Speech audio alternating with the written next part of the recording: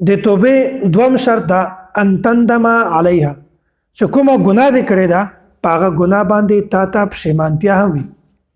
تا ته پریشانتیا هم وي ته په هغې ګناه باندې خفه هم وي په زړه کې په هغه ګناه باندې خفه وي چې اخ دا ګناه ما ولې وکړله زه په کومو ګناه کې مبتلا یم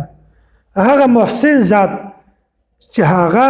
په ما باندې د باران په شکل باندې ګڼ باران په شکل باندې ما باندې نعمتونه راوروي دومره زیات نعمتونه یې ماته راکړي زه بیا هم د ده نافرماني کوم نو یو دا په ژبه سره استغفار کول توبه ویستل او یو دا په زړه کې پښیمانتیا په هغه ګناه باندې خفه کېدل چې اخ ما ته خو دا ګناه کول نه و پکار ما دا ګناه ولې وکړله هغه محسن ذات ته که هغه د ما لاس کاټ کړي که هغه د ما پښې کاټ کړي هغه د ما د غوږو ارویدا ختم کړي د ما د سترګو نظر ختم کړي زه خو هیڅ نشم کولی د ما دومره طاقت نشته چې زه د هغه ذات نه بدله واخلم یا هغه ذات ته زه څه خبره وکړم نه نو دی بیا هم دومره محسن دی چې د ما پرده یې ساتلې ده د ما په ګناهو باندې پرده ساتي نو دا د توبې دوم شرط ده چې هغه توبه باندې تا ته پښیمانتیا وي ته په هغه باندې خفه وي په زړه کې هغه ګناه بده وګڼې چې اخ دا ګناه خو ما ولې وکړله په دې باندې چې سړی خفه وي دا د توبې دوم شرط شعب الایمان کې امام بیهقي رحمت الله علیه دا لیکلي دی وایي رسول الله صلی الله علیه وسلم فرمایي من اخطأ خطیئه چا نه چې خطایي وشوله چا خطایي وکړله او اذنب ذنبا یا د چا نه ګناه وشوله ګناه یې وکړله ثم ندم بیا په هغه باندې د پښیمانه شو پریشانه شو په هغه باندې په زړه کې پې خفه شو فهو کفارته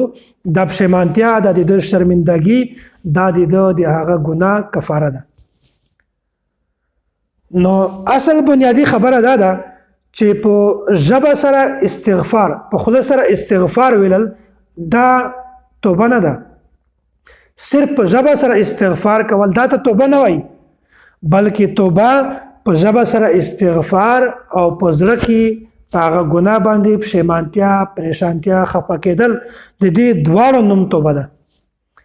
صلحا دا فرمایي صالحین وایي صرف په ژبه سره توبه ایستل استغفار کول دا ته توبه نه وایي هغه ما تاسو ته مخکې هم خبره بیان کړې وه چې دا حقیقتا توبه نه ده بلکې چې کله په ژبه سره استغفار هم وایي او په زړه کې په هغه ګناه باندې پښیمانه هم وي پریشانه هم وي خفه وي پې چې دا ګناه ما ولې کوله دا ته وایي توبه نو د توبې دوم شرط ده ان تندم علیها چې کومه ګناه دې کړې په هغه ګناه باندې پښیمانه هم وي اول شرط اقلاع عن المعصیه ګناه دې وکړه ګناه فورا پرېږده دوم شرط ان تندم علیها